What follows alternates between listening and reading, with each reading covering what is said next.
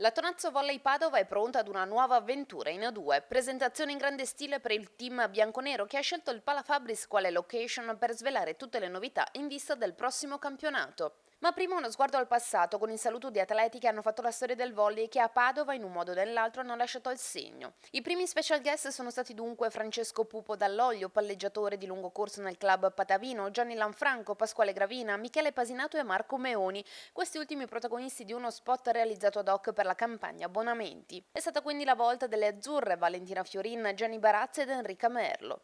Grande emozione per la presenza dell'ex secondo allenatore della Tonazzo Padova Simone Roscini, oggi in forza al Trentino Volley. Ma il pubblico, che contava 3.000 spettatori, si è scatenato con l'arrivo dell'ospite di giornata Dragan Travic, palleggiatore della nazionale maggiore.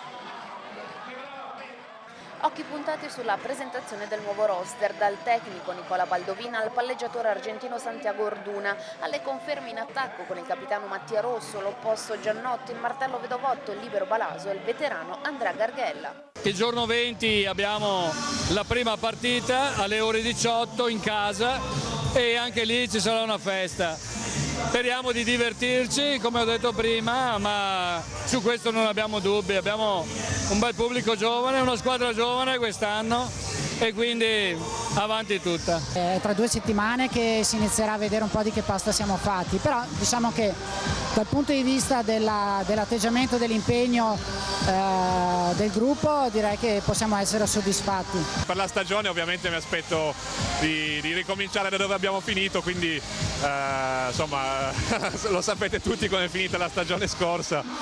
Sicuramente la squadra è buona, quindi abbiamo ambizioni di stare nei piani alti della classifica, poi ovviamente dovremo confrontarci con un campionato di A2 che come al solito è imprevedibile e quindi vedremo insomma.